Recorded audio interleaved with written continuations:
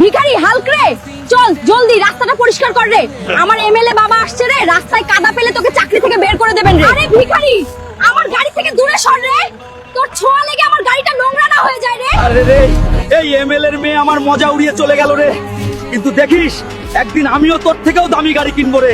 আরে ম্যানেজার সাহেব, এই গাড়িটার দাম কত রে? আরে গরিব, আগে স্নান করে আয় রে। এটা বুগাটি, বুঝলি? বুগাটি। তোর ক্ষমতা নেই এটা দেখার, কেনার কথা বলছিস কেন? আরে ম্যানেজার, উড়িয়ে নে, যত মজা ওড়াতে চাস। একদিন তোর শোরুমের সাথে তোকেও কিনে নেবো রে।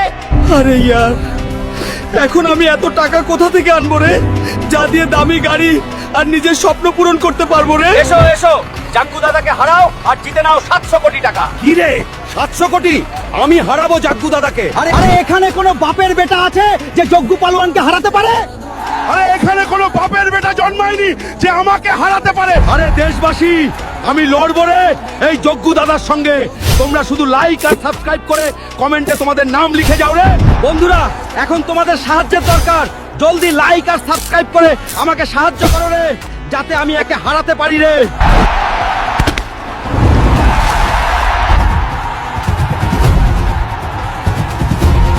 আরে ম্যানেজার রে, এই নে 700 কোটি রে, আর বেরিয়ে যাই শোরুম থেকে রে।